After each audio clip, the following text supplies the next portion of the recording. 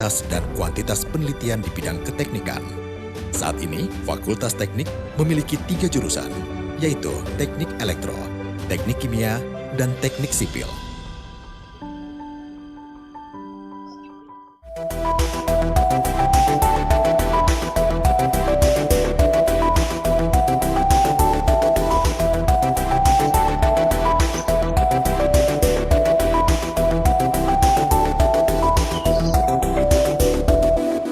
Selama lebih 30 tahun, berkiprah di dunia pendidikan formal tingkat tinggi, Fakultas Teknik Universitas Jenderal Ahmad Yani telah banyak menolehkan prestasi yang membanggakan.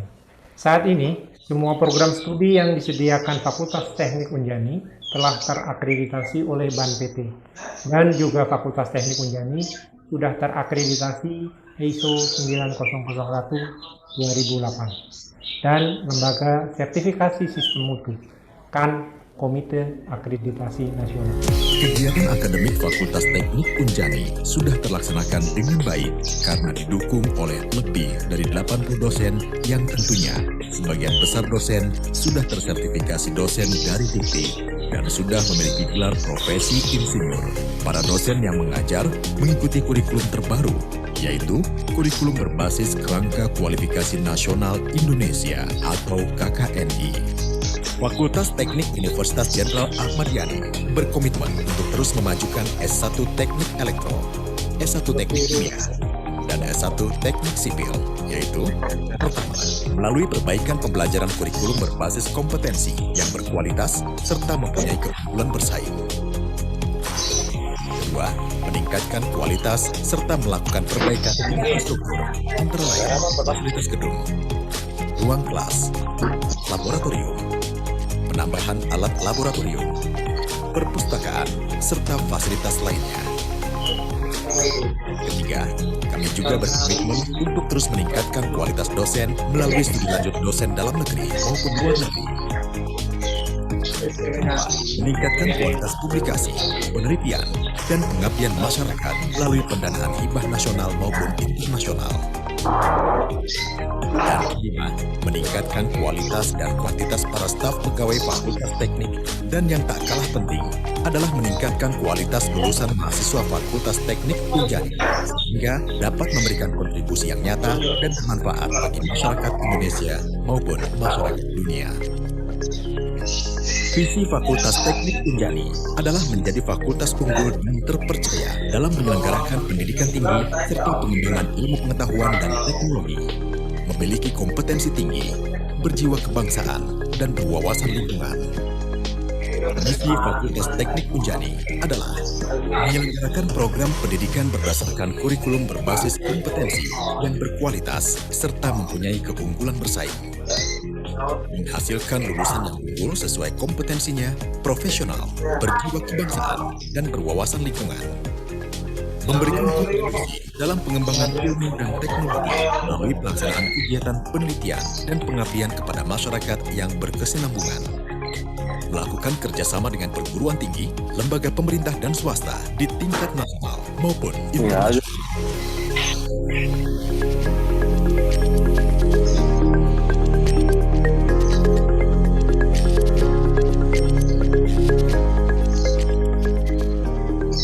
Teknik Elektro sebagai jurusan tertua di Fakultas Teknik Unjani yang berdiri pada tahun 1974 dan memiliki cakupan yang luas di bidang teknik.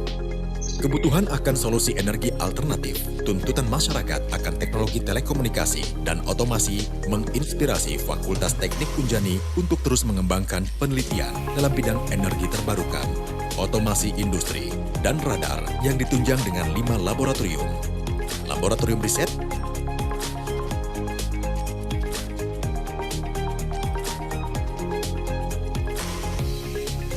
Laboratorium Kompas,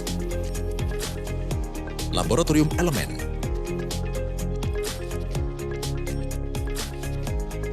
Laboratorium Delta, dan Laboratorium Konvergen. Jurusan Teknik Elektro memiliki visi unggul dan terpercaya dalam menghasilkan sarjana teknik elektro yang memiliki kompetensi tinggi di bidang teknik tenaga listrik, teknik telekomunikasi, dan informasi, teknik kendali dan instrumentasi, serta memiliki jiwa kebangsaan dan berwawasan lingkungan. Kurikulum jurusan Teknik Elektro Unjani merujuk pada kerangka kualifikasi nasional Indonesia jenjang 6 dan kriteria standar nasional pendidikan tinggi dan Forum Pendidikan Tinggi Teknik Elektro Indonesia. Jurusan Teknik Elektro terus berkomitmen mencetak mahasiswa yang menjunjung tinggi dan mampu menginternalisasi norma dan tata nilai moral, agama, etika, dan tanggung jawab profesi pada dirinya. Salah satu fokus dari elektro adalah energi terbarukan, otomasi industri, dan radar. Potensi energi terbarukan di Indonesia sangat tinggi, salah satunya adalah pemanfaatan energi surya. Tantangan pemanfaatan energi tersebut diantaranya dari segi perancangan, instalasi, analisis potensi, serta aplikasi di berbagai sektor. Teknik Elektro juga menyiapkan alumni yang dapat berperan di industri yang memiliki kualifikasi dan inovasi teknologi tinggi seperti otomasi industri, sistem cerdas, robotika, dan sistem tertanam. Kemajuan aplikasi radar yang meningkat pula memberikan potensi besar dalam inovasi di berbagai bidang seperti keamanan maritim, mobile teknologi, sistem pengawasan komunikasi dirgantara, serta bidang biomedik atau kesehatan. Gabungan antara teori yang kuat dan aplikasi tepat guna sangat menunjang untuk melahirkan alumni yang berkompetensi dan dapat bersaing. Teknik Elektro Unjani juga menyediakan proses pembelajaran dengan berbagai media, sarana, dan prasarana, serta strategi pembelajaran.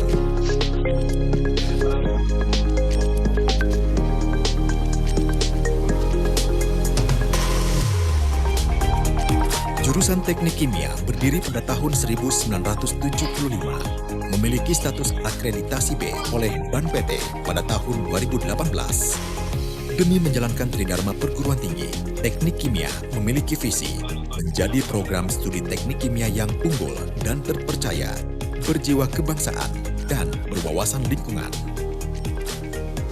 Hal ini ditunjang dengan berbagai fasilitas laboratorium teknik kimia yang terdiri dari laboratorium dasar atau pengantar laboratorium teknik kimia 1 dan 2, kimia organik, dan kimia analitik, laboratorium teknologi kimia 1, laboratorium teknologi kimia 2, dan laboratorium penelitian dengan fokus penelitian pada bidang keahlian pengolahan limbah, katalis, bioenergi, dan membran teknologi.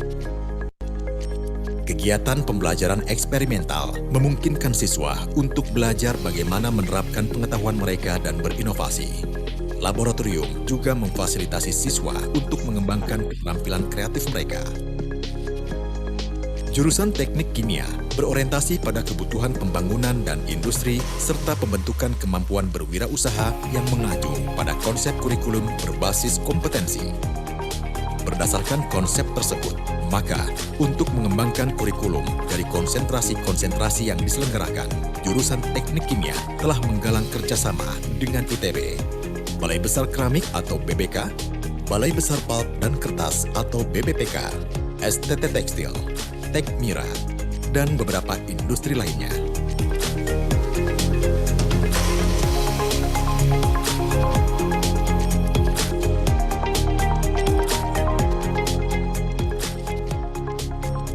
Jurusan Teknik Sipil berdiri sejak tahun 1985.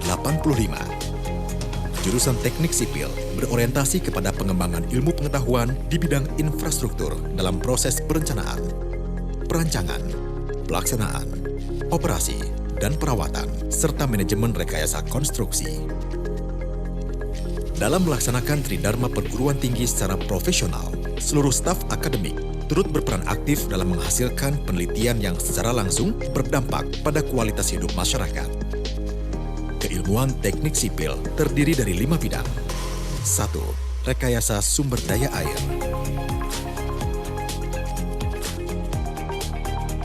2. Rekayasa transportasi.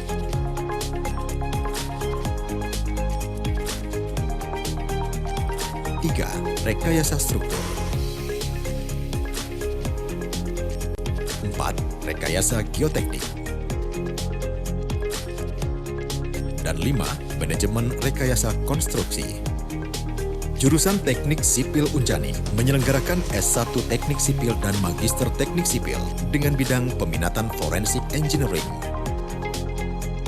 Jurusan Teknik Sipil Unjani bertujuan untuk mengembangkan ilmu pengetahuan di bidang teknologi infrastruktur, khususnya pada tingkat perencanaan, perancangan, pelaksanaan, operasi, dan perawatan. Fakultas Teknik menyediakan fasilitas-fasilitas untuk mendukung suasana akademik, meliputi ruang kelas yang memadai, ruang diskusi yang nyaman, laboratorium, perpustakaan, tempat ibadah, kantin, pusat olahraga berupa lapangan basket, lapangan futsal, lapangan voli, dan pusat kegiatan mahasiswa. Fakultas Teknik siap menghadapi tantangan di masa depan menuju Smart Campus.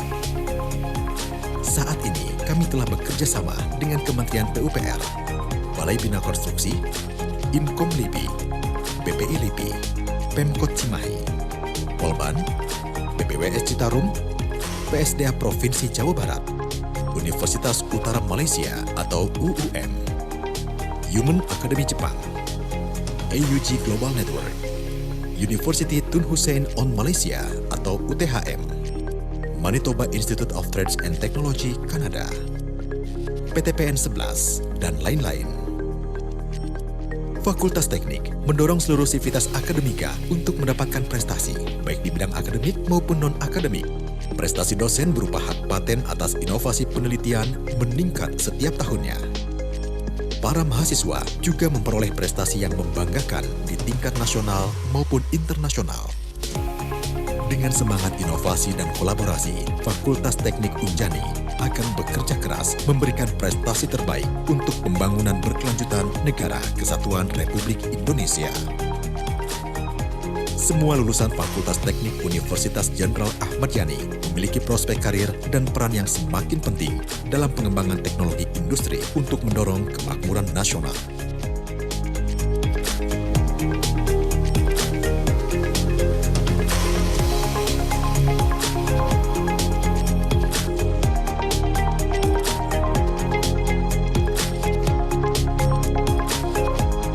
Nama saya Agung Priyono. Saya alumni Teknik Sipil Universitas Jenderal Ahmad Yani. Saat ini saya bekerja di salah satu perusahaan Patimon Konsul sebagai asisten junior bridge engineer.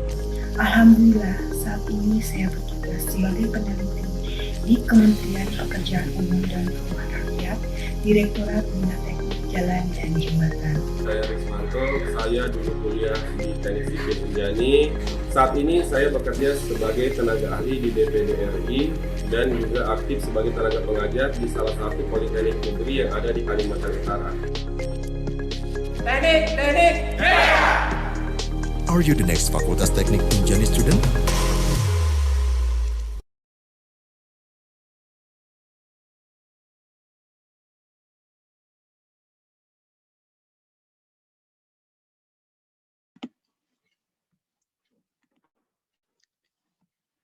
Assalamualaikum warahmatullahi wabarakatuh. Salam sejahtera untuk kita semua. Selamat datang saya ucapkan kepada seluruh partisipan yang telah hadir di Zoom pagi ini. Semoga kita semua dalam keadaan sehat walafiat. Puji dan syukur marilah kita panjatkan kehadirat Allah Subhanahu wa Ta'ala, karena pada pagi hari ini, Sabtu tanggal 20 Februari 2021, kita semua dapat menghadiri acara hari ini secara virtual melalui Zoom Meeting, yaitu dalam acara kegiatan webinar series Teknik Kimia yang bertema peran sarjana Teknik Kimia Unjani dalam perkembangan industri.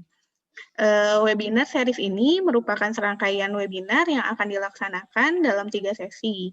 Sesi pertama dilaksanakan pada hari ini dengan judul Peran Sarjana Teknik Kimia di Industri Oil and Gas. Sesi 2 akan dilaksanakan pada tanggal 6 Maret 2021 dan sesi 3 akan dilaksanakan pada tanggal 13 Maret 2021 dengan tema yang tidak kalah menarik juga ya tentunya. Sebelumnya juga mohon maaf karena kita ada pengunduran waktu karena menyesuaikan juga. Lalu baiklah, untuk mengefisiensikan waktu, maka kegiatan webinar series Teknik Kimia Universitas Jenderal Ahmad Yani ini dibuka dengan mengucapkan basmalah bersama-sama. Bismillahirrahmanirrahim. Ya, kepada para peserta sekalian, untuk mengawali acara kita pada pagi hari ini, mari kita menyanyikan bersama lagu kebangsaan Indonesia Raya. Kepada Bapak Toyo Wiyatno, SPD, saya persilahkan.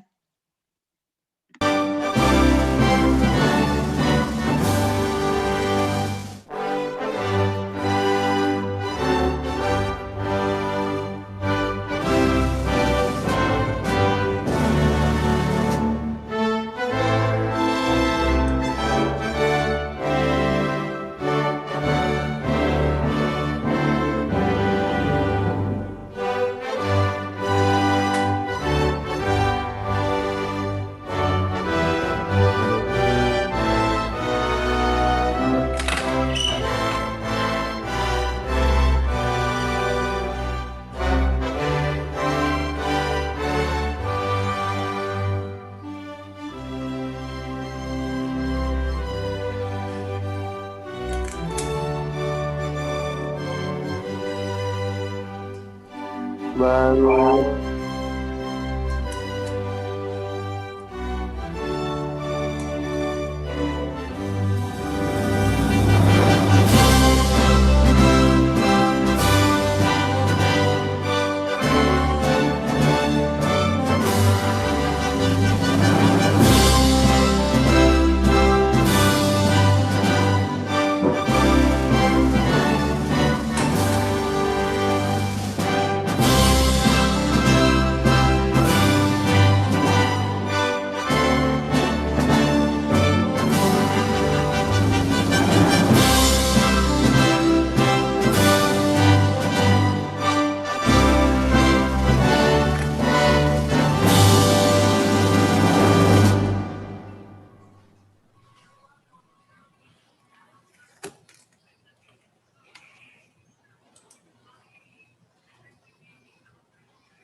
Baik, terima kasih Pak Toyo sudah membantu di sini.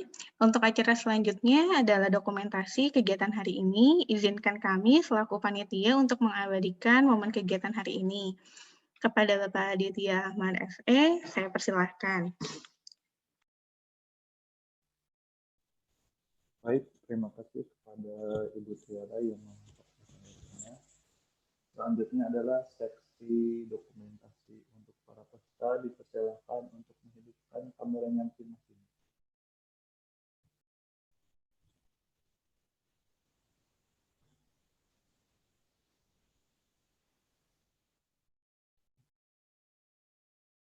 Baik, para peserta silakan untuk menghidupkan kameranya masing-masing.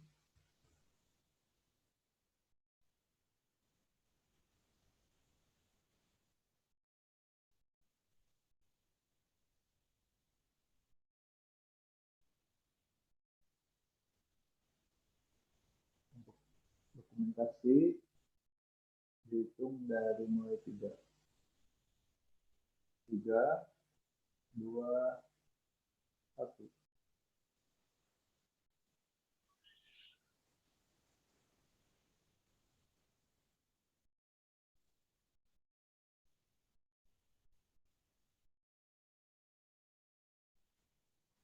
Baik, satu kali lagi.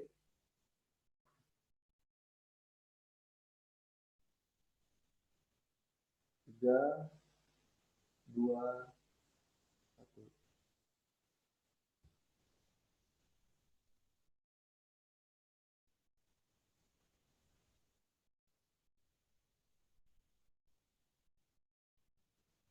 Untuk seksi dokumentasi selesai. Untuk waktunya dipersilakan lagi kepada Ibu Tiara.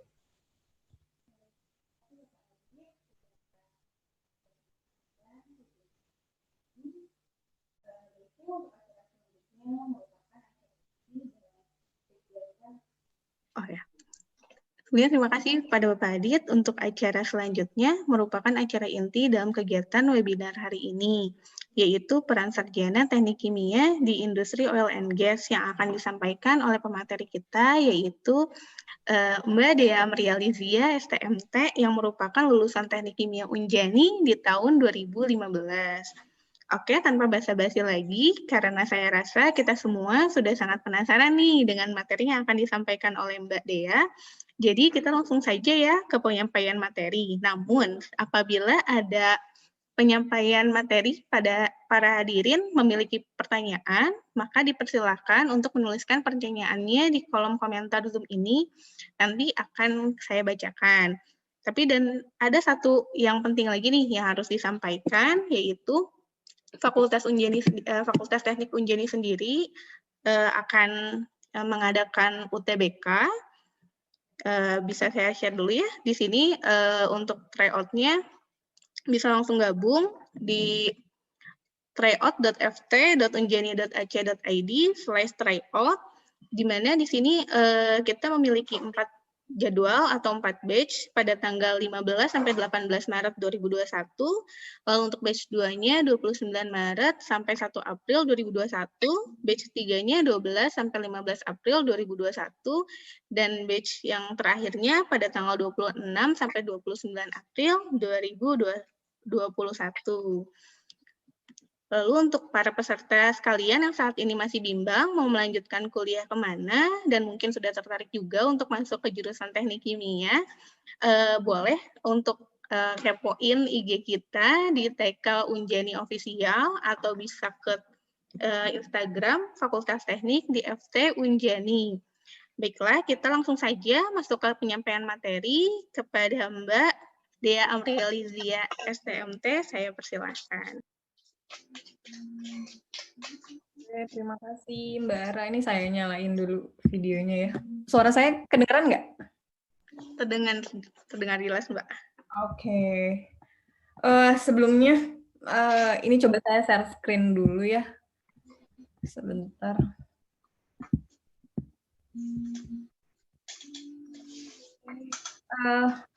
Udah kelihatan?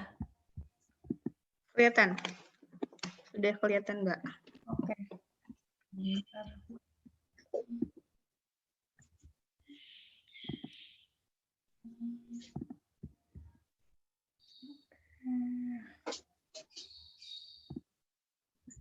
Oke. Assalamualaikum warahmatullahi wabarakatuh.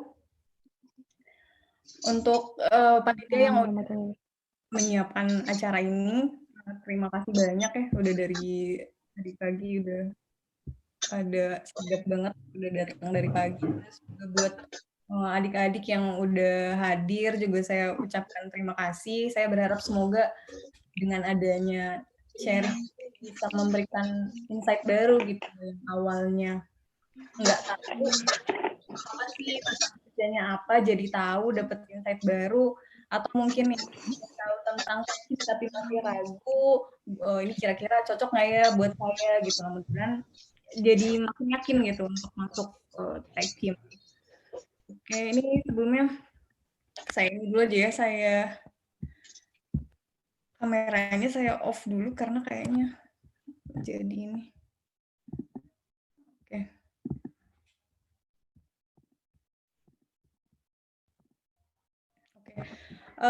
Ini saya mau sedikit memperkenalkan diri, jadi biar tahu nih sebenarnya yang ngomong di depan nih siapa sih gitu. Nah, perkenalkan saya Dea Amrielizia, bisa dipanggil Dea. Saya lahir di Tasikmalaya tahun 92, jadi saya orang Tasik, orang Sunda asli ya. Nah, kemudian saya juga besar di Tasik, saya SMA di Tasik, di SMA 1 Tasikmalaya. Kemudian setelah lulus SMA, akhirnya saya memutuskan untuk kuliah, melanjutkan kuliah S1 saya di Teknik Kimia, jurusan Teknik Kimia Universitas Jenderal Ahmad Yani. Nah, saya masuk kuliah itu tahun 2011, kemudian saya lulus itu di tahun 2015. Jadi di tahun 2015 ini, Unjani ini adalah salah satu yang membawa saya ke dunia migas gitu, karena dari ilmu-ilmu yang sudah dikasih ternyata ya itu tadi membawa saya ke dunia migas, bekerja di dunia migas. Jadi pertama kali saya bekerja itu di Star Energy. Mungkin ada yang tahu Star Energy di Garut atau di Kamojang, nah itu kan geothermal ya. Nah ini cuman Star Energy juga punya perusahaan di bidang migas gitu, di kakap, jadi di offshore. Nah di sini saya sebagai proses engineer di Departemen Facilities Engineering. Kemudian Setelah dari Star Energy, saya pindah lagi ke PetroChina. Jadi PetroChina ini salah satu KKS juga, perusahaan migas juga. Ini perusahaan ini milik Cina ya sebetulnya. Base-nya juga di Cina, di Beijing. Cuman mereka punya izin untuk melakukan pengolahan minyak di Indonesia gitu, di Jambi. Nah, kebetulan di PetroChina juga saya ditugaskan di Departemen Facilities Engineering, lagi-lagi jadi proses engineer karena background saya di Unjani kan Tekkim ya, teknik kimia. Setelah dari PetroChina saya punya kesempatan lagi untuk bekerja di Premier Oil. Sama seperti perusahaan sebelumnya, Premier Oil ini juga salah satu perusahaan migas di offshore juga. Ini base-nya di London. Jadi perusahaan ini punya Inggris ya, karena base-nya di London gitu. Jadi kebetulan di Premier Oil ini saya dipercaya untuk ada di Departemen Operation and Subsurface gitu. Jadi saya membantu teman-teman di Subsurface untuk bagian proses engineering-nya. Kemudian setelah di Premier Oil akhirnya saya pindah ke Pertamina gitu. Di Pertamina ini saya di surface facility juga sebagai proses engineer juga lagi-lagi.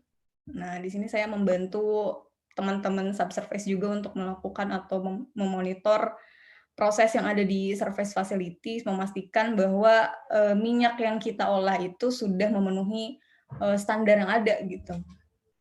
Kemudian di tahun 2018 tuh kok saya rasanya kangen kuliah gitu ya, kangen kuliah lagi, terus dan rasanya saya mikir kok kayaknya ilmu saya belum cukup lah gitu. Jadi di tahun 2018 akhirnya saya memutuskan untuk mengambil S2 saya di Tekkim juga, cuman ini subjurusan gitu. Jadi kalau misalnya di Tekkim kita ada spesialisasinya lagi di manajemen gas gitu. Kenapa saya ngambil manajemen gas ya mungkin ya karena saya udah terlanjur kecemplung di dunia migas juga gitu. Jadi saya mau ambil spesialisasi lagi di Tekkim, di UI, manajemen gas.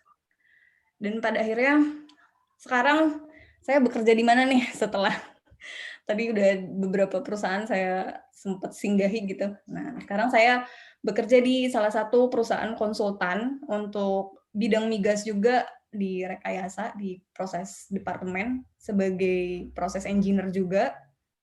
Jadi sebenarnya walaupun saya beda-beda nih departemennya, kadang operation, subsurface, facilities engineering, tapi sejauh ini saya selalu jadi proses engineer gitu. Oke, mungkin itu sedikit perkenalan dari saya. Ini saya lanjutkan. Oke, jadi sebenarnya apa sih teknik kimia itu gitu? Kok bisa ya Tekkim kerja di migas gitu atau di perusahaan lain? Jadi saya itu selalu mengibaratkan secara sederhana ya, saya selalu menganggap bahwa dunia teknik kimia tuh kayak dunia memasak gitu. Jadi untuk buat kue yang enak dimakan, misal kita mau buat kue coklat nih, yang kayak saya udah tunjukin di PPT saya, kita perlu bahan-bahannya. Karena yang akan dibuat adalah kue coklat, maka tentu bahan utamanya coklat. Cuman kemudian kita butuh bahan pelengkap, kayak misalnya baking soda supaya kuenya mengembang, terus gula supaya kuenya manis, nanti enak. Dan selain itu, kita butuh alat kan, butuh mixer, oven, mangkok, loyang, gitu segala macam. Nah, terus apa itu aja cukup nggak nih buat untuk menjaga alat-alat atau bahan-bahan tersebut, apakah akan menjadikan kue itu enak? Nah, ya tentu enggak ya, karena kita butuh istilahnya chef yang baik, yang tahu bagaimana proses membuat kue itu supaya jadi enak gitu. Nah, misalnya bahannya harus berapa banyak sih, telurnya harus berapa banyak, gulanya harus berapa banyak, apa dulu yang dimasukin gitu. Terus nanti kalau misalnya kita mixer, kecepatan mixernya berapa lama, terus kalau misalnya kita nanti mau baking kuenya, ovennya suhunya harus berapa sih gitu. Terus kapan dikeluarinnya, berapa menit di bakingnya, nah, itu yang mengatur semua prosesnya supaya jadi kue yang enak itu adalah Nah, begitu juga dengan Tekkim ya. Jadi saya tuh selalu mengibaratkan bahwa di industri itu chef-nya Tekkim tuh ya proses engineer itu gitu. Kayak misalnya kita nih kayak bensin lah. bensin yang suka kalian pakai untuk bahan bakar motor atau mobil, itu nggak serta-merta minyaknya diambil dari tanah, terus langsung dimasukin ke SPBU, terus dimasukin ke motor kalian gitu, atau ke mobil kalian. Nah, itu nggak sesederhana itu. Jadi, ada proses yang panjang supaya si minyak mentah yang diambil dari sumur itu bisa jadi bensin yang biasanya sehari-hari kita pakai gitu. Dan itu membutuhkan proses engineer untuk membuat bensin itu gitu. Jadi proses engineer itu harus tahu, oh ini minyaknya, kita butuh minyak untuk bikin bensin, terus kita butuh chemical atau bahan-bahan kimia lainnya, kemudian diproses di alat ini. Ini kalau misalnya kalian lihat langsung nih, alatnya luar biasa, besar-besar banget. Nah ini orang Tekkim yang harus merancang alat ini, terus kita harus tahu operasinya, temperaturnya berapa sih, terus ada di alat ini harus berapa lama, kemudian nanti pindah ke alat mana sampai akhirnya jadilah bensin yang suka kalian pakai itu gitu. Jadi secara sederhananya Tekkim tuh seperti itu gitu. Ini tuh dunia Tekkim, dan proses engineer itu ya chefnya itu yang mengatur alur dari proses pembuatan suatu produk gitu.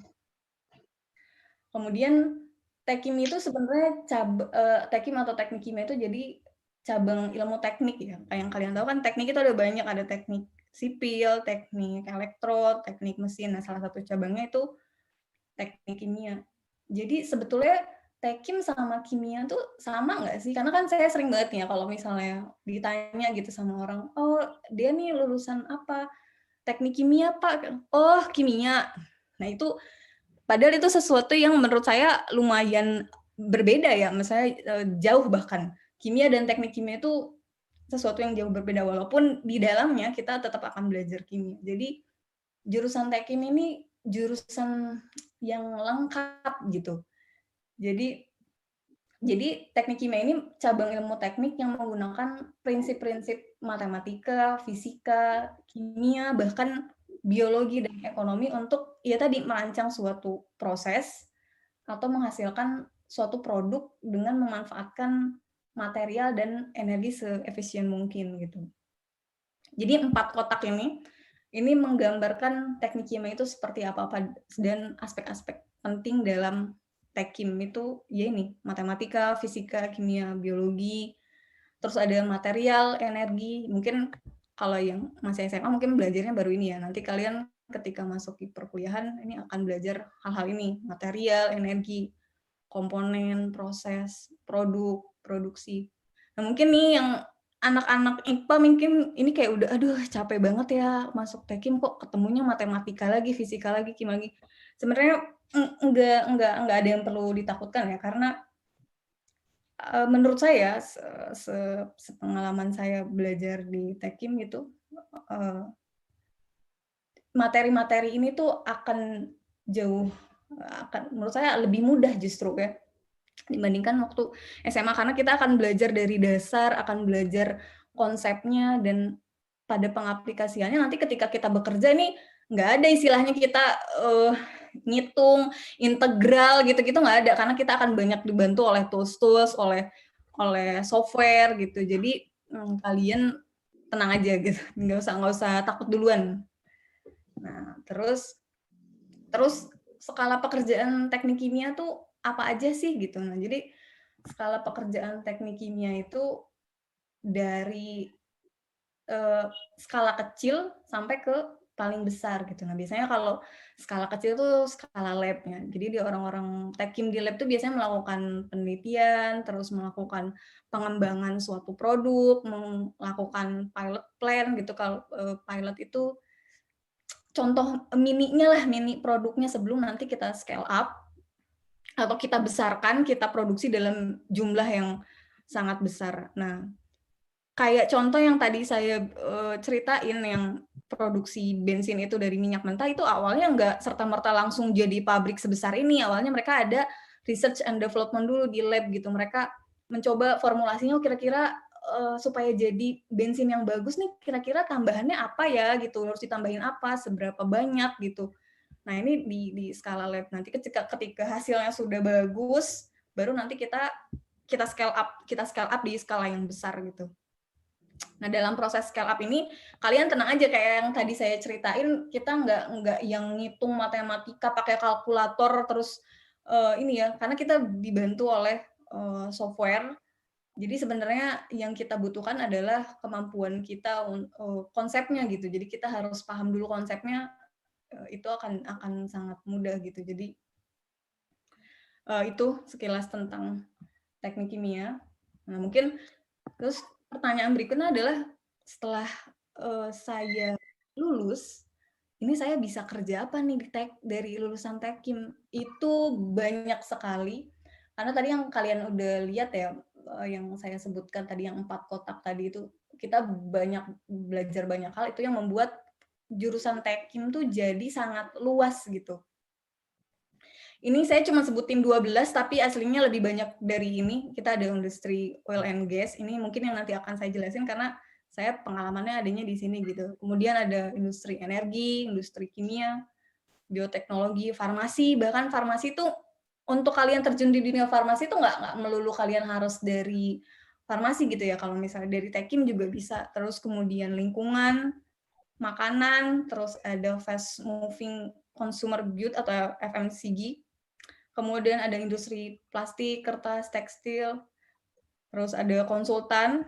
Nah, ini juga ya ini tempat bekerja saya sekarang di konsultan. Kemudian industri logam, semen, keramik, terus education. Jadi sebenarnya kalau misalnya kalian lulus dari Tekkim terus kayak ngerasa kalian masih punya banyak pilihan gitu bekerja di bidang gitu. Misalnya kayak, oh saya lulusan Tekkim tapi saya nggak suka misalnya nggak suka migas, saya sukanya lingkungan. Kalian masih bisa gitu, lulusan Tekkim masih bisa bekerja di bidang lingkungan. Atau misalnya, aduh saya sukanya bidang makanan atau apa nih, kalian masih bisa juga nih. Ini ranahnya Tekkim juga ada. Bahkan di perbankan pun atau di bank itu Tekkim juga dibutuhkan sebagai analis gitu. Biasanya kan kalau misalnya kita mau buat pabrik, otomatis yang punya pabriknya itu akan melakukan butuh biaya yang besar dan pasti akan bersinggungan dengan bank gitu. Nah, maksudnya nanti lulusan Tekkim itu bisa menganalisis, oh nih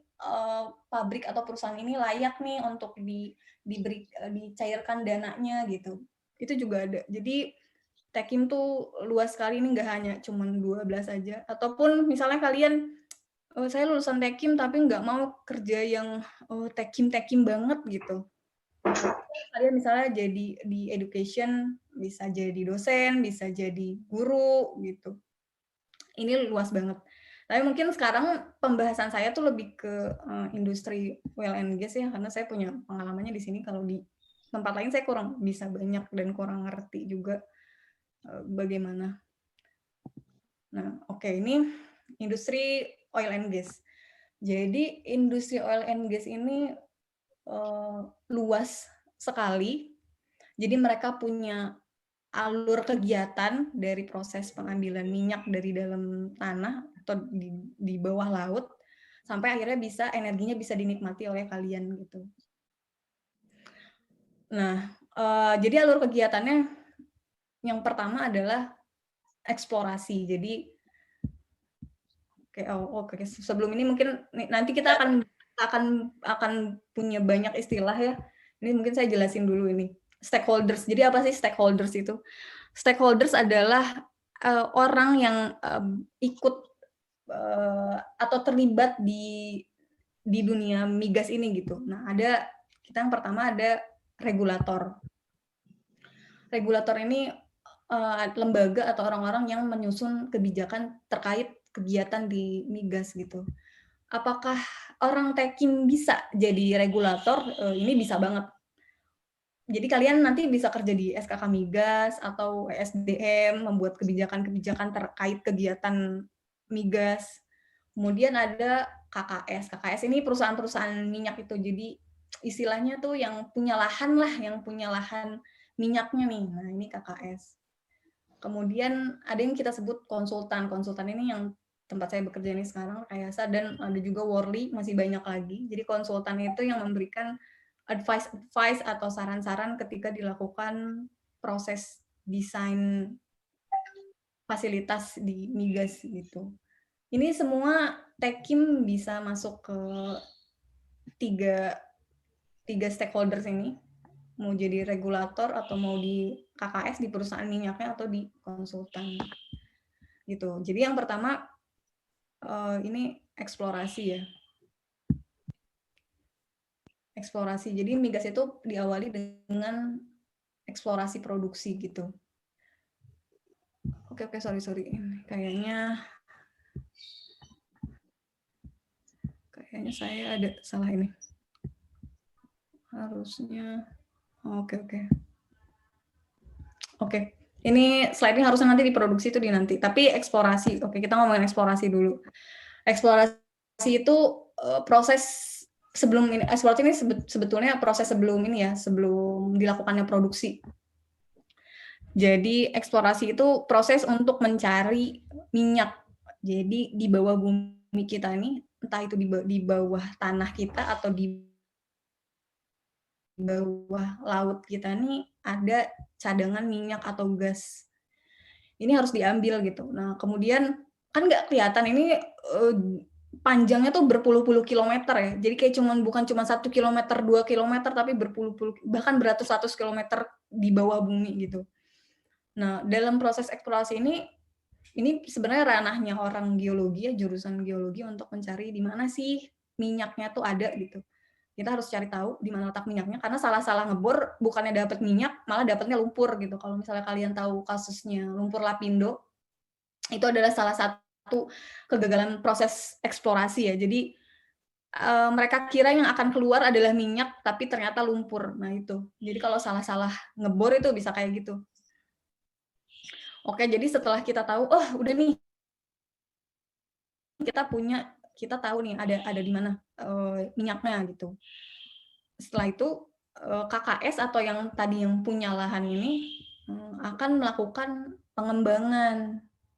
Nah, di sini ada peran jurusan teknik kimia dalam melakukan pengembangan untuk tahap produksi gitu. Jadi dilakukan pengembangan. Jadi istilahnya kita membuat proposal. Jadi KKS ini membuat proposal ke regulator untuk ngasih tahu nih kita ada minyak, lokasinya di sini berapa banyak minyaknya, kita mau melakukan pengembangan. Karena nanti yang akan menyetujui bahwa oke, kamu boleh ngebor di sini itu adalah regulator gitu. Jadi kita kayak kalau misalnya kita di SMA kan kita kalau ada kegiatan OSIS suka bikin proposal kan. Nah, jadi kita bikin proposal, biayanya berapa, terus kira-kira fasilitas, kan kita butuh alat ya. Jadi kalau misalnya kita ngebor minyak itu nggak cuman abis itu ngebor dikeluarin aja gitu, tapi butuh tangki penyimpanan, butuh separator atau proses pemisahan, karena kan kalau misalnya keluar dari tanah itu minyak tuh kondisinya kotor gitu, jadi harus dibersihkan dulu sebelum bisa diolah atau dipakai gitu. Nah di sini perannya lulusan teknik kimia untuk mendesain fasilitas yang dibutuhkan gitu. Jadi nanti kita desain, oh ini nanti di sini kita akan pasang alat apa gitu. Misalnya kita akan pasang tangkinya ukurannya seberapa banyak, atau misalnya, oh ternyata hasil studi kita minyak ini kandungan H2S-nya tuh besar gitu kan. H2S itu nggak bagus ya. Maka harus di-treatment dulu gitu, harus dihilangkan dulu kandungan H2S-nya gitu. Nah, itu nanti kita buat proposal isinya itu tadi rencana-rencana kita dalam proses produksi nanti. Nanti kalau misalnya proposal ini biasanya dibuat oleh KKS dan dibantu oleh konsultan. Nanti jadi konsultan ngasih tahu nih, oke, desain yang bagus adalah kayak gini, ukuran tangkinya sebaiknya segini banyaknya gitu. Terus misalnya letak alatnya disimpan di bagian sini gitu, ukuran pipanya seberapa besar. Ini nanti KKS akan dibantu oleh konsultan gitu. Di sini juga ada teknik kimia juga ikut mendesain gitu.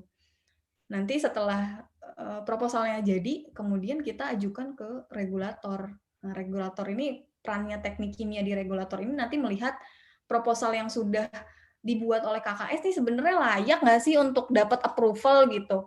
Nah, ini orang tekim juga perlu mengkaji itu gitu. Jadi orang tekim di regulator ini akan mengkaji apakah proposal yang diajukan oleh KKS itu layak atau tidak gitu untuk nanti beneran dibangun. Oke, jadi singkat ceritanya misalnya proposalnya oke, dapat persetujuan, maka kita masuk ke proses produksi. Nah, di sini juga ladangnya Tekim nih ya, di proses produksi ini. Nah, jadi proses produksi itu adalah aktivitas mengangkat kandungan migas. Jadi kita tadi kan udah ngajuin proposal, akhirnya kita bangun fasilitasnya, terus akhirnya kita lakukan produksi atau kita ngangkat minyaknya ini ke dalam permukaan. Setelah diangkat, ini nanti minyaknya akan masuk ke fasilitas yang sudah kita bangun. Nah, di sini perannya teknik kimia juga nih. Jadi kita memastikan bahwa prosesnya itu semuanya berjalan lancar, terus proses pemurnian atau pembersihan minyaknya juga bagus, karena kan yang tadi saya bilang ini kalau misalnya kita ngangkat minyaknya tuh dalam kondisi sangat kotor sekali gitu, jadi harus dibersihkan. Ini perannya Tekim di sini untuk memastikan bahwa minyaknya nanti yang akan kita untuk proses selanjutnya itu kualitasnya sudah bagus gitu. Selain itu juga kan kalau misalnya peran teknik kimia juga untuk memastikan bahwa minyaknya ini bisa keangkat sampai atas, karena kan ini tadi yang kayak saya bilang ini ratusan kilometer di bawah permukaan tanah. Ini jadi kalau misalnya sumur yang baru dibor, itu biasanya dia bisa ngangkat sendiri tanpa harus bantuan alat apapun. Jadi dia bisa naik sendiri ke atas. Karena ini saking tekanan di sini tuh luar biasa besarnya. Makanya yang saya bilang yang kejadian lumpur Lapindo itu bisa sampai seluas itu lumpurnya. Itu karena tekanan di bawah sini besar sekali. Jadi bisa nyembur sampai kalau misalnya ini sampai keluar itu bisa ratusan kilo gitu itunya. Kalau misalnya keluar ada lumpur tuh kayak kalian contoh lihat di Lapindo kan kayak gitu. Karena tekanan di bawah ini besar sekali. Tapi kalau misalnya sumur-sumur tua, itu biasanya tekanannya udah rendah nih karena kandungan minyaknya udah nggak terlalu banyak. Nah, ini tugas Tekim juga, anak lulusan sarjana teknik kimia juga untuk gimana caranya menambah tekanan yang ada di dalam sini supaya bisa naik ke atas. Jadi salah satunya adalah Inside oil recovery atau kita jadi mendorong minyak ini pakai air. Nanti di sini ada sumur air, kita dorong pakai air jadi minyaknya nanti keluar. Ya, itu juga salah satu.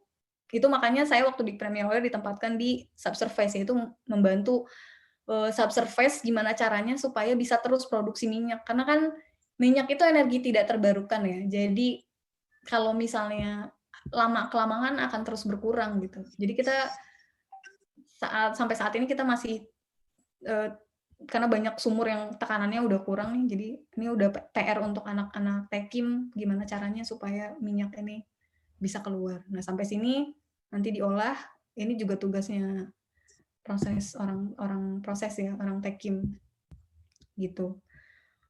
Oke, terus tahap selanjutnya ada titik serah. Jadi titik serah ini, jadi kalau misalnya sampai sini minyaknya itu minyak setengah jadi gitu. Jadi belum. Nah, minyak setengah jadi ini biasanya ada dua. Kita ekspor, kita kirim ke luar negeri. Kayak kalian tahu ya, Indonesia itu salah satu pengekspor migas terbesar. Atau kita pakai domestik. Domestiknya itu udah kita pakai di dalam negeri yang saya tadi cerita. Kita olah, kita pakai untuk nanti jadi keperluan untuk pembangkit tenaga listrik, untuk bensin kita gitu. Nah, untuk dari titik serah ini kita kan harus mentransportasikan si minyaknya ya dari offshore. Offshore tuh platform atau proses inilah produksi minyak tapi yang di laut gitu. Atau onshore, kalau onshore itu di tanah, di darat gitu. Nah, dari offshore atau onshore nanti kita akan kirim untuk kebutuhan ekspor atau untuk kebutuhan domestik. Nah, ini kan kita perlu transportasi. Bahkan pada saat proses transportasinya saja ini orang Tekim ini sangat dibutuhkan gitu. Nah, ini seperti dilihat proses transportasi itu jadi sistem distribusi migas. Jadi kegiatan pengangkutan lah gitu dari satu titik ke titik lain gitu. Ada banyak cara, bisa lewat truk, kapal laut, terus kereta api, pesawat udara juga bahkan bisa, atau alat transportasi khusus nih yang kayak gini, yang perahu yang kayak lihat ini yang bulat ini, dalamnya itu, isinya gas atau biasanya LNG. Nah, ini tempat penyimpanan. Bahkan Tekim ini yang tugasnya untuk merancang si buletan ini, itu tugasnya Tekim. Jadi kan misalnya kita masukin gas nih atau masukin LNG, kita akan ekspor. Ekspor itu kayak tadi saya bilang ya, itu, jauh sekali jaraknya, bisa berhari-hari, bisa berminggu-minggu. Jadi, orang Tekim harus memastikan bahwa ini nanti, sampai di tempat tujuan, ini kondisi si LNG-nya atau kondisi, istilahnya migas yang udah diolahnya gitu, yang setengah jadinya tuh bisa sampai dengan baik gitu. Jangan sampai nyampe-nyampe ternyata ini udah kosong karena misalnya menguap atau di tengah jalan ini kebakaran. Karena kan kalau minyak dan gas ini kan flammable ya, mudah terbakar gitu. Ini kita harus ngerancang si tempat penyimpanan ini gimana caranya. Jadi kita memikirkan bahwa oh jaraknya tuh sekian kilometer, terus cuacanya bagaimana di sana gitu. Cuacanya apakah ekstrim, panas sekali atau dingin, ini nanti mempengaruhi pada perancangan si tempat penyimpanan ini. Dan ini tugasnya orang Tekim gitu. Ini kalau misalnya kalian lihat aslinya nih, ini luar biasa besar sekali. Ini bisa sebesar aula ya, bisa. Ini kosan saya sama ini lebih besar ini. Ini besar sekali ini. Nah, kemudian ada alat transportasi lainnya yaitu pipa. Pipa juga sama, ini ditransfer ini puluhan kilometer. Dan ini bukan kayak pipa paralon yang ada di rumah-rumah yang kecil gitu ya. Ini ukurannya bisa sangat besar sekali. Bahkan kita bisa masuk ke dalam pipa itu. Ini kalau di migas hitungannya ini masih kecil nih. Ya, ada yang lebih besar lagi sampai kita bisa masuk ke dalam pipa ini. Nah, di pipa ini yang menentukan bahwa oh ini misalnya harus agak naik nih sedikit atau di sebelah sini harus belok. Di sini misalnya ukuran pipanya harus sekian inci gitu, sekian meter. Ini tugasnya orang Tekim juga gitu, untuk memastikan bahwa proses Ini dulu transportasi sakit nyeri ngoten. berjalan Terus dengan dikasih obat periksa, tapi tiap habis obat hilang nyeri lagi ngoten. siapa yang sakit? Oke, terus ini proses transportasinya. Nah, ini juga tugasnya Tekim gitu. Jadi di migas itu di alur kegiatan migas itu di setiap titiknya ada peran Tekim di sini gitu. Kemudian setelah ditransportasikan dengan aman, akhirnya sampailah di kilang minyak atau refinery gitu. Jadi ini proses pembuatan yang tadi yang minyak yang sudah setengah jadi ini, kita akan olah di sini supaya nanti akhirnya bisa digunakan, bisa dinikmati oleh kalian gitu. Minyak itu nggak melulu, migas itu pengolahannya nggak melulu jadi bensin ya. Jadi kayak listrik yang kalian pakai ini, sedikit banyaknya juga menggunakan ini, migas ini, minyak dan gas ini gitu. Nah, ini di kilang minyak, di proses pengolahan. Jadi proses engineer di kilang minyak itu secara garis besar itu ada 2 ya, secara pembagian secara lokasi. Ada orang yang bertugas di lapangannya atau di field-nya, field engineer. Jadi field engineer ini nanti yang dia mengatur bagaimana kerjanya suatu plant atau suatu pabrik gitu. Nah, misalnya contohnya ini contoh generator atau turbin pembangkit listrik, ini gede banget ya ukurannya. Misalnya, oh kok turbin kita jalannya kayak ada vibrasi ya, atau enggak ada getaran gitu.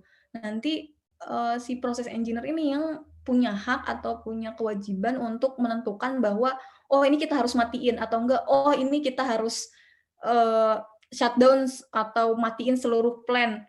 Nah, ini tugasnya proses engineer, salah-salah ngambil keputusan ya bisa kayak gini gitu. Nah, ini makanya peran proses engineer tuh penting banget gitu.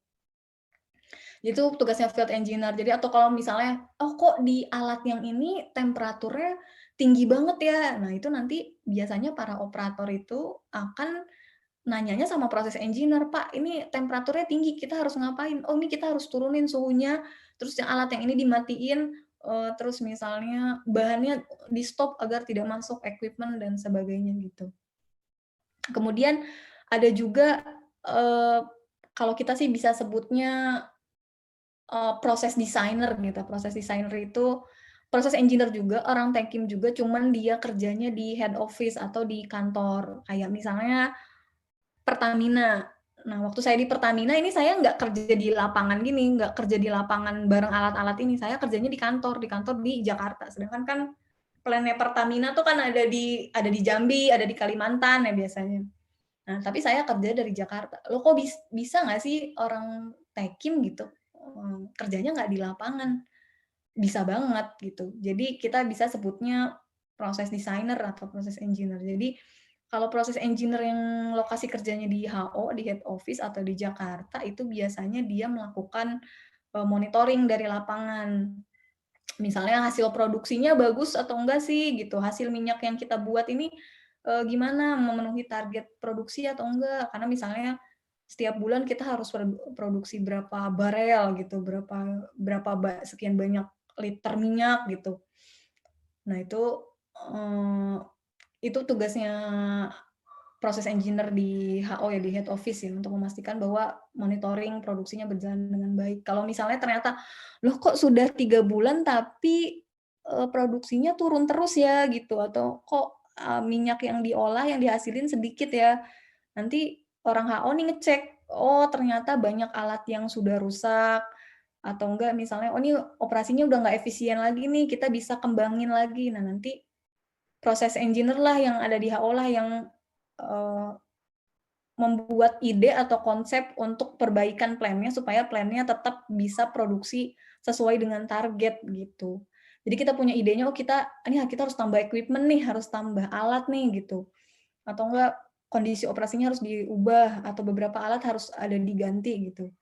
Nanti itu orang HO yang melakukan itu gitu, yang melakukan desain itu. Nanti setelah, sudah punya konsepnya akan dibantu oleh balik lagi tadi, konsultan. Jadi kalau misalnya proses desainer di perusahaan minyak atau di KKS itu, kayak di Pertamina gitu, di Premier itu kan dia hanya mengkonsep ya, konsep secara garis besar alurnya akan kayak gini. Nanti detailnya itu orang, konsultan yang bikin gitu. Jadi itu sampai detail bikin sampai, oh ketebalannya harus segini, oh ini tuh misalnya tebalnya harus segini, materialnya harus apa. Nah itu orang konsultan. Jadi kita nanti orang konsultan ngasih advice atau ngasih saran ke KKS atau ke yang punya lahan gitu, "Oh ini kamu desainnya harus sekian sekian sekian." Nah itu tugasnya proses engineer di konsultan, gitu. Jadi oh sorry sorry. Jadi dari setelah ini diolah, maka ini nanti didistribusikan. Didistribusikan, jadi listrik, kemudian, bisa juga di SPBU. Nah ini hasil pengolahan dari proses perjalanan panjang dari sini gitu untuk sampai SPBU tuh nggak gampang gitu. Ini prosesnya luar biasa dan resikonya juga ini. Tapi menurut saya Techim itu, apa ya, jurusan yang menarik gitu. Nah terus, ya sudah kalau misalnya sudah sampai di SPBU atau di ininya, di user ya kita masyarakat ya tinggal menikmati, pakai untuk bensin, untuk listrik segala macam. Jadi, kesimpulan dari saya tuh di industri migas saja ini peran teknik kimia tuh ada di setiap step-nya gitu, ada setiap step-nya tuh Techim tetap dibutuhkan. Jadi itu menurut saya ya itu tadi, Techim ini luas sekali, nggak cuma di migas aja. Tapi di bidang-bidang lain juga selalu dibutuhkan gitu. Istilahnya, kalau misalnya kita tuh kalau masuk Techim walaupun sudah dijuruskan gitu, kita masih punya banyak pilihan untuk pekerjaan gitu. Masih bisa jadi guru, masih bisa jadi peneliti, masih bisa jadi kerja di lapangan gitu. Jadi nggak sempit gitu, ruang geraknya itu tidak sempit. Nah kemudian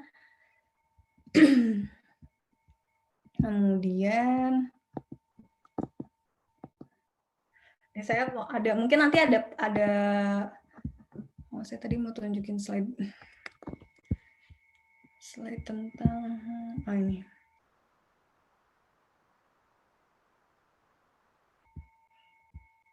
Depan gitu, karena kan sekarang yang lagi hype itu, yang lagi booming itu kan artificial intelligence ya. Mungkin kalau yang laki-laki lebih tahu ya. Jadi sekarang kan kita udah masuk industri 4.0, semuanya itu berbasis internet, semuanya itu otomatis, semuanya kayak seolah-olah di masa depan itu cuman punya anak-anak IT gitu, anak-anak informatika gitu, anak-anak komputer gitu.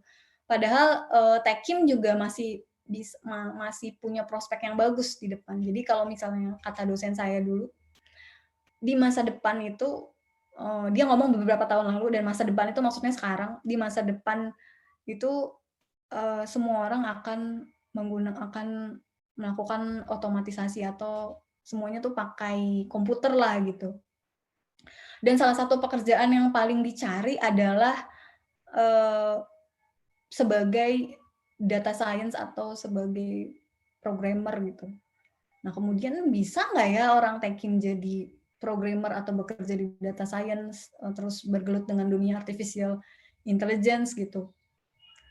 Jadi itu bisa banget, karena ini salah satu tesis saya. Tesis itu skripsinya, tugas akhirnya anak S2 gitu ya.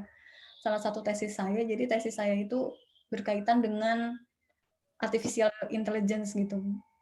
Jadi salah satu tesis saya adalah bagaimana memprediksi kerusakan pipa dengan data-data yang kita punya. Jadi saya membuat satu program bersama profesor saya buat satu program berdasarkan data-data histori atau data-data. Jadi kalau misalnya pipa itu kan, kalau misalnya pipa beroperasi itu, nanti data-datanya akan dicatat, kayak data temperaturnya, data seberapa banyak migas yang ngalir di sini gitu. Itu kan nanti ada catatan. Nah, itu nanti berdasarkan data-data itu saya akan buat machine learning-nya atau artificial intelligence-nya, software-nya gitu ya. Akan buat software-nya sehingga nanti bisa memprediksi ini pipa bakal pecah tahun berapa gitu. Karena kan yang sudah-sudah, yang zaman-zaman dulu itu, kalau kita harus nunggu pipanya pecah dulu, baru kita melakukan pergantian pipa gitu.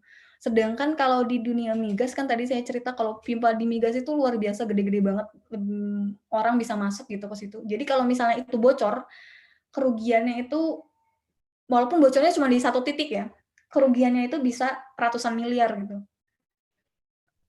Dan itu kan kayak hal sepele ya, cuman gara-gara bocor ruginya bisa 1 miliar, bisa ratusan miliar. Apalagi kalau misalnya sampai retak, itu bisa menyebabkan korban jiwa gitu. Dan kerusakan pipa itu salah satu kerusakan yang paling sering terjadi gitu. Nah, makanya saya kemarin melakukan penelitian untuk memprediksi kapan sih ini pipa bakal rusak gitu. Jadi hasil dari penelitian saya ini nanti kita bakal tahu ini pipa bakal rusak tahun segini, rusaknya karena apa. Jadi sebelum itu terjadi, kita lakukan perawatan dulu gitu, kayak misalnya, oh ini tahun depan ya pipa bakal pecah nih. Oh nanti berarti tahun ini kita akan ganti pipanya sebelum pipa itu pecah gitu. Jadi mengurangi kerugian gitu. Dan ini menggunakan artificial intelligence atau kerjaannya anak komputer lah gitu, kerjaannya anak IT lah. Tapi bisa dikerjain dengan orang Techim, karena kan sebetulnya orang IT juga nggak bisa walaupun dia bisa bikin program, tapi dia nggak tahu bagaimana cara menganalisis ini, karena yang bisa menganalisis ini adalah orang Techim gitu. Jadi yang akan masuk Techim tapi suka IT, tenang aja, ini masih ada peran Techim gitu di sini. Di masa depan ini menurut saya prospek Techim itu masih sangat-sangat bagus, dan lagi-lagi peluang kerjanya itu sangat-sangat luas gitu. Mungkin sekian presentasi dari saya. Semoga pengalaman saya yang masih sedikit ini bisa memberikan sedikit insight buat teman-teman semua untuk menentukan nih kira-kira langkahnya saya mau kemana gitu. Kalau ada yang punya pertanyaan, persilakan, atau mungkin nanti kalau misalnya suatu saat masih ada yang ngerasa belum jelas atau apa nih, bisa kontak saya di sini. Gitu, mungkin saya kembalikan dulu ke Mbak Ara ya. Mbak Ara silakan. Nah, terima kasih ya Mbak Dea. Aduh, ini aku ngelihat presentasinya luar biasa banget ya.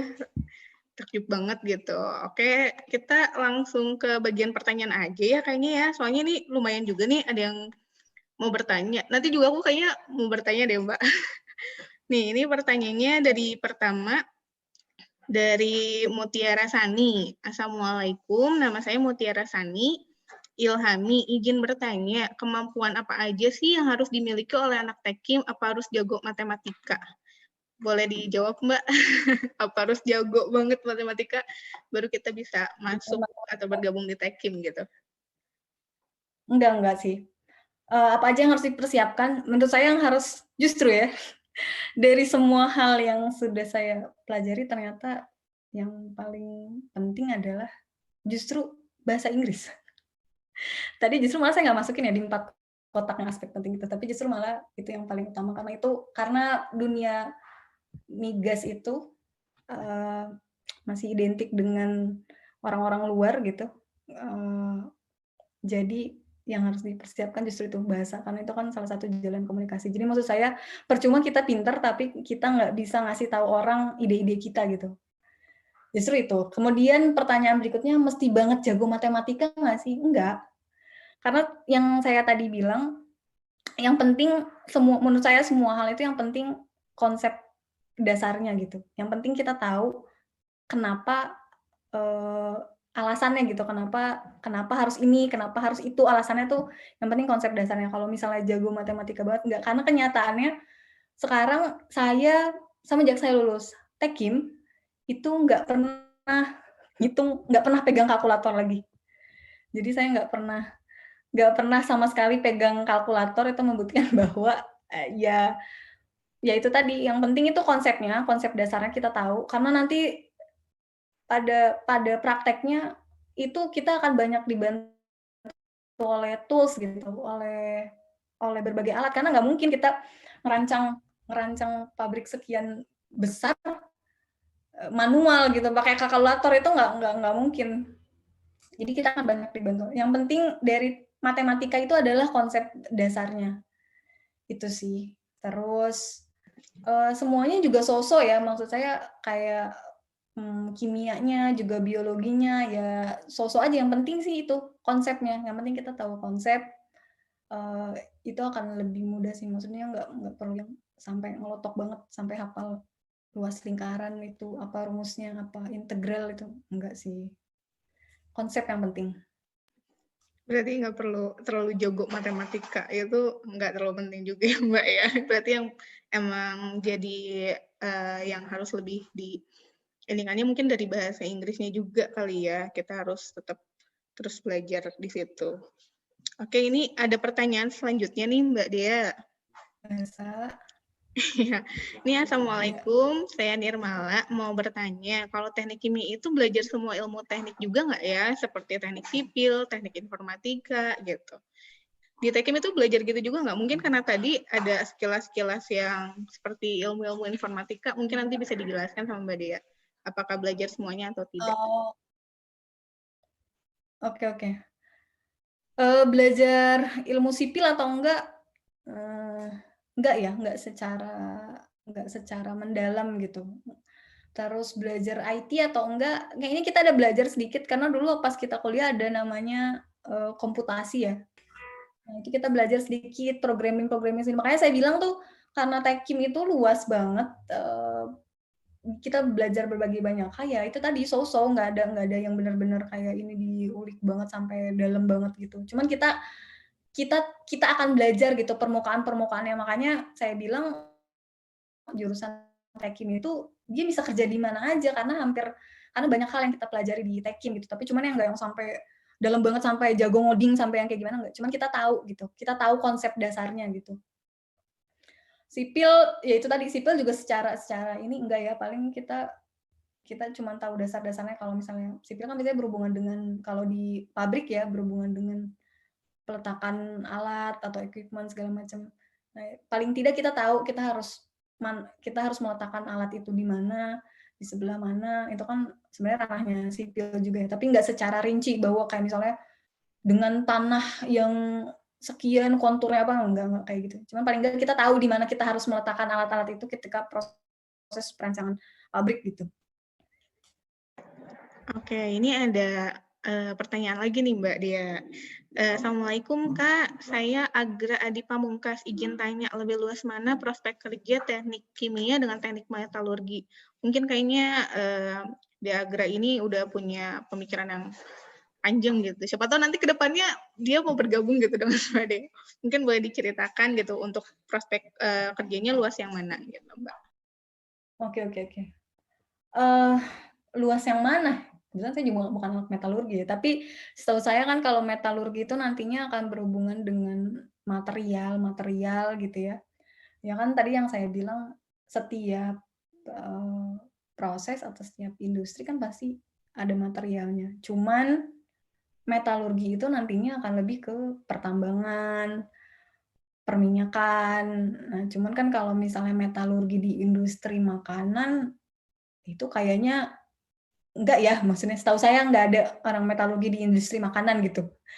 Cuma ya bisa di konsultan, bisa di pertambangan. Menurut saya kalau misalnya secara bidang masih lebih luas Tekim, karena ya itu tadi, kita masih bisa di industri makanan, di FMCG gitu. Sedangkan metalurgi setahu saya nggak ada yang ke sana. Metalurgi lebih ke pertambangan sih, ke barang-barang tambang, migas, itu tadi emas, logam gitu. Itu ada orang-orang metalurgi atau industri-industri yang non food lah gitu. Oke nih Mbak, ada lagi pertanyaannya. Assalamualaikum, perkenalkan nama saya Mafaza Rahma. Izin bertanya Kak, kalau masuk teknik kimia itu wajib magang atau enggak? Mungkin Mbak boleh sharing sedikit lah untuk dulu pengalaman di teknik kimia Unjani, pernah magang atau kerja praktek atau gimana gitu. Oke. Wajib magang atau enggak? Wajib. Jadi setelah tahun keberapa ya Mbak Ra ya? Setelah tahun keempat ya atau tahun Iya, keempat. Awal di semester 7 lah kurang lebih. Jadi kita wajib magang, kerja praktek itu kurang lebih kerja prakteknya 1 bulan biasanya, ya itu terserah kita ya, kita interest-nya kemana, atau misalnya kayak tadi saya bilang, "Oh saya mah interest-nya ke ini farmasi," waktu dulu juga teman saya ada yang, magangnya di kimia farma gitu. Kemudian, "Oh saya interest-nya di makanan," ada juga waktu itu yang magangnya di Indofood, ada yang di tekstil gitu, magang itu wajib. Kalau waktu itu saya dulu magang di Chevron di Riau, di Chevron, saya di sana 1 bulan dan luar biasa ya fasilitas di Chevron itu. Jadi maksud saya ini motivasi juga buat kalian gitu, bahwa, masa depannya juga Tekim tuh menjanjikan gitu. Karena pada saat itu saya magang aja itu, eee, luar biasa ya. Fasilitasnya itu luar biasa waktu itu saya di Chevron, jadi kayak tiap pagi kita dijemput pakai mobil, makanan itu kalau misalnya kita makan di sana itu ada 2, kita boleh pilih mau western atau mau Indonesian food. Nah, kalau misalnya kita mau western, nanti kita di sana ada pilihannya lagi, mau kentang, mashed potato, atau apa gitu. Itu terus atau kita mau sarapannya pakai sereal, atau misalnya nanti weekend kita mau main golf, itu bisa banget, itu ya motivasi lah buat adik-adik semua gitu, bahwa Tekim itu, salah satu jurusan yang nanti prospek kerjanya itu menjanjikan gitu. Menyenangkan banget ya Mbak ya, untuk pengalaman kerja prakteknya di Chevron. Itu luar biasa. Oh ini ada pertanyaan lagi. Ini dari adik tingkat Mbak Dea nih kayaknya. Assalamualaikum, saya Alfani dan saya mahasiswa Tekim Unjani. Apakah ada mata kuliah khusus yang harus benar-benar dipahami agar bisa masuk pada bidang migas? Coba Mbak untuk sharing pengalamannya seperti apa? Yang bidang yang harus dipahami, balik lagi ya, nggak tahu kenapa saya selalu bilang bahwa bahasa Inggris itu luar biasa penting. Karena, waktu saya interview di Premier Oil itu kan biasanya di London ya, interviewnya juga dengan bahasa Inggris. Maksudnya itu tadi balik lagi, kita kita misalnya ide kita tuh bagus banget ya, gimana kita caranya menyampaikan ide kita kalau kita nggak bisa mengkomunikasikannya gitu. Nah, kemudian, yang selanjutnya adalah, lebih ke ini sih, proses, nggak tahu ya mungkin di Tekim itu nanti ada mata kuliah. Jadi kita harus memahami bagaimana, suatu pabrik atau suatu plant itu bisa berjalan dengan baik gitu, dan itu yang harus dipahami. Karena biasanya terus problem solving, nah biasanya kita kalau misalnya interview itu akan ditanya nih, kalau misalnya separatornya mati atau alat pemisahnya mati, itu kamu sebagai proses engineer itu harus bagaimana gitu. Jadi menurut saya pertama itu tadi, basic-nya konsep, balik lagi konsep itu paling penting, terus yang kedua itu problem solving. Jadi kalian sering-sering aja yang mau menyiapkan atau masuk ke dunia migas nih, itu disiapin. Kalian harus sering-sering baca problem solving yang biasanya sering terjadi di dunia migas tuh apa aja gitu. Itu kalau misalnya kalian mau di KKS ya, mau di perusahaan minyaknya ya. Kalau misalnya di konsultan itu lebih ke desain alat. Jadi harus jago nih ngedesain alatnya, jadi harus tahu, oh caranya mendesain tangki tuh gimana sih, mendesain pompa itu gimana, itu kalau kalian mau masuk konsultan. Tapi kalau misalnya mau masuk ke KKS-nya, itu tadi konsep dasar dari proses supaya bisa jadi produk yang bagus tuh gimana. Gitu. Menjawab tidak ya? Berarti intinya lebih ke konsep aja sih ya. Yang penting kita udah mengerti untuk konsep dasarnya seperti apa. Mungkin nanti bisa ditambah dengan bahasa Inggris sebagai bahasa yang bisa menyatukan gitu semua mungkin ya. Problem solving. Oh, sama ya. Berarti sama problem solving-nya. Oke deh, ini ada tambahan lagi. Assalamualaikum Kak, saya Muhammad Naufal. Dari penjelasan bahwa peran teknik kimia di masa depan yaitu untuk menganalisis data, sedangkan anak IT memproses datanya. Apakah hanya program studi teknik kimia saja yang menganalisis datanya? Oh, enggak. Enggak, itu tergantung dengan program apa yang mau kita buat gitu. Kayak misalnya ya, kalau misal contoh lainnya, geologi gitu. Kalau orang geologi ini kan tugasnya ngebor, nyari cadangan minyak gitu. Nah, ini sekarang udah banyak banget software-software atau kecerdasan buatan yang dibuat sama anak IT untuk memprediksi di mana sih letaknya minyak itu seberapa banyak, dan sudah banyak yang lebih akurat gitu. Dan itu yang melakukan analisa datanya ya orang geologi gitu, untuk orang bukan tekim gitu. Jadi tergantung software atau kecerdasan buatan itu mau kita buat untuk apa gitu, untuk di bidang mana. Enggak selalu tekim. Oke, ini juga untuk mengingatkan para peserta ya, untuk mengisi link daftar hadir yang sudah di-share sama tim panitia. Lalu ini ada pertanyaan tambahan ya dari Dermala. Kak, mau bertanya lagi, apa yang membedakan Tekim D3 sama S1? Oke. Kalau misalnya D3 itu biasanya lebih ke lapangan, lebih ke praktek gitu. Kalau misalnya Tekim S1 ya itu tadi yang saya bilang, kita lebih ke ide-idenya, konsepnya itu. Nah, kalau misalnya D3 ini contoh nyatanya apa ya? Kalau misalnya di perusahaan saya ya, di Pertamina gitu, waktu saya itu di Pertamina, kita ada lapangan, itu ada banyak alat, dan alat-alat itu harus dioperasikan gitu. Misalnya kayak kita punya valve itu apa ya, bahasa sederhananya keran lah. Keran, ukurannya kan sangat besar sekali, nah itu yang mengoperasikannya itu orang D3 yang membuka tutup kerannya. Nah itu orang D3 yang mengoperasikan alat-alatnya gitu, berhubungan langsung sama alat-alatnya itu D3. Tapi yang menentukan bahwa itu kerannya harus dibuka setengah, itu kerannya harus ditutup, itu orang S1 gitu, orang teknik kimia. Jadi kalau misalnya orang S1 itu lebih ke ininya, konsepnya, tadi konsep prosesnya, ide-idenya, itu S1. Kalau misalnya D3 itu lebih ke prakteknya, berhubungan langsung dengan alat-alatnya. Oke, kalau ini ada pertanyaan dari saya nih Mbak Dea. Mungkin untuk untuk teman-teman di sini gitu ya, ini kan baru mau masuk ke kuliah. Gimana sih yang harus dipersiapkan gitu? Kira-kira kalau misalnya mereka tuh ada keinginan gitu untuk mengikuti jejak Mbak Dea atau Kak Dea ini, apa yang harus mereka persiapkan selain yang tadi gitu ya, yang seperti bahasa Inggrisnya atau konsepnya, walaupun mereka misalnya kurang ngerti nih masalah fisika atau kurang ngerti masalah matematika gitu, atau ada soft skill nggak sih yang harus dipelajari gitu, yang kira-kira ini loh yang bakal menunjang nanti gitu ketika mereka sudah lulus dari Tekdim tuh untuk bisa bergabung misalnya ke seperti konsultan atau ke bidang oil and gas seperti itu.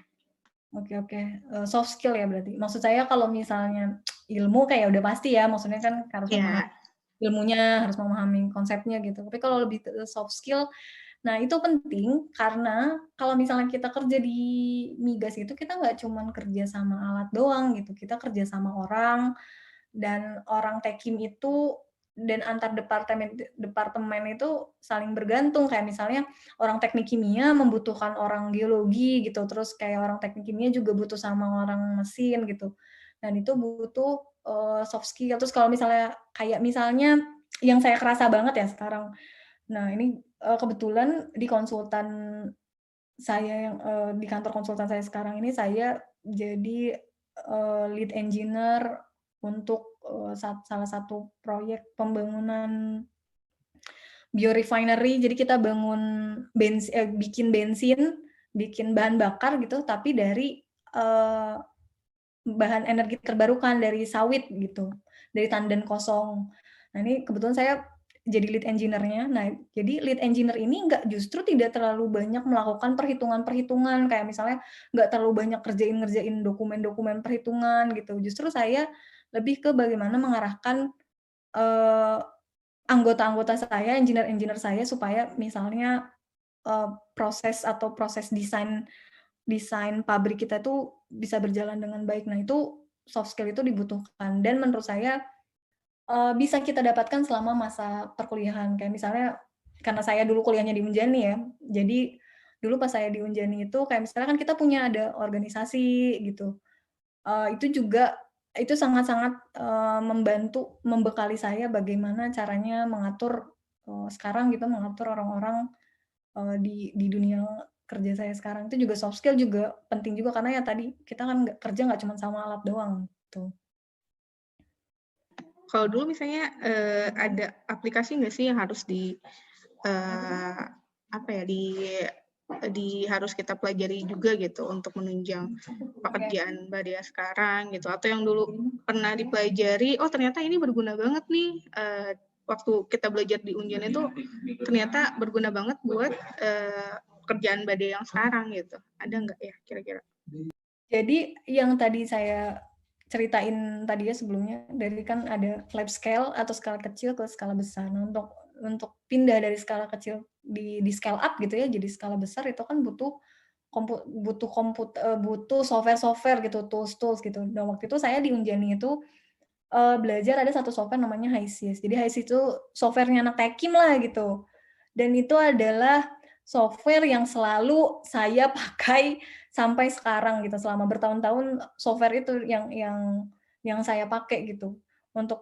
Dan itu kayak udah jadi software wajibnya anak Tekim lah gitu. Nah, jadi beruntungnya dulu waktu itu di Unjani tuh kita pakai itu gitu. Jadi waktu saya pertama kali masuk kerja, terus saya diminta untuk melakukan simulasi menggunakan software HiSys ya, saya nggak blank gitu, karena waktu itu di Unjani pernah dibekali itu gitu. Nah itu software anak Tekim dan wajib sih itu, akan kepakai sampai kapanpun. Oke deh Mbak Dea, makasih banyak atas jawabannya. Untuk para peserta, jika ada yang mau bertanya lagi, boleh langsung diketik saja di kolom chat atau nanti bisa mengajukan memberi hand raise gitu kepada panitia seperti itu. Oke, ini semua ya Mbak Ra. Apa? Ada mahasiswanya juga ya? Kalau ada mahasiswa sih ada beberapa tadi mahasiswa yang ikut di sini, cuman emang kita di sini kebanyakan ya dari peserta didik SMA atau enggak SMK gitu. Yang emang berminat sepertinya untuk atau penasaran sama oil and gas gitu seperti apa gitu. Oh ini ada lagi yang bertanya nih dari Mafaza Rahma. Kak izin bertanya lagi, apakah lulusan teknik kimia bisa jadi guru? Itu kira-kira bisa nggak ya Mbak Dea? Kira-kira. Bisa sekali. bisa banget. Bisa banget karena biasanya kalau misalnya ada SMK itu justru SMK itu kan kejuruan ya, justru malah ada beberapa SMK yang membutuhkannya jurusan teknik kimia gitu. Kayaknya udah ada ya alumni kita yang juga dari Tekim jadi guru di SMK ya.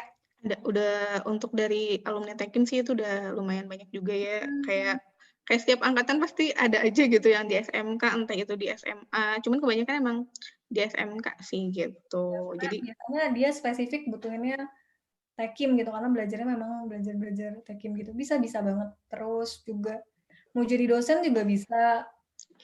Bisa banget itu ya Mbak ya. Oke deh, mungkin ini juga untuk sekarang udah mau jam 11 juga, mohon maaf karena keterbatasan waktu, maka sesi tanya jawab ini kami akhiri. Bagi partisipan yang masih penasaran mengenai jurusan di Fakultas Teknik Kimia, bisa langsung saja kepoin akun media sosial kami di Instagram di @ftunjani, untuk di Twitter Teknik Unjani, atau di Facebook di Fakultas Teknik Unjani di nomor WhatsApp-nya 0813-957-22283 dan untuk emailnya bisa ke pmbft@unjani.ac.id. Lalu atau bisa juga langsung datang aja ke Dekanat Fakultas Teknik di Unjani Cimahi. Baiklah, para hadirin sekalian, maka acara webinar sesi 1 pada pagi hari ini kami akhiri. Terima kasih sebesar-besarnya saya ucapkan kepada pemateri kita, yaitu Mbak Dea Amrializia, dan terima kasih juga kepada seluruh partisipan, guru-guru dan juga siswa yang saya banggakan atas partisipasinya dalam kegiatan webinar seri hari ini.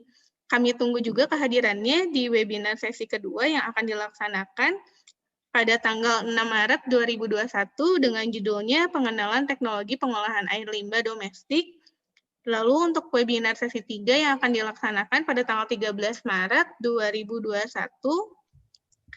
Dan dari kami juga jangan lupa untuk untuk mengisi daftar hadir yang sudah kami sediakan di kolom chat. Nanti kalau misalnya untuk materi dan sertifikat akan kami kirimkan via email.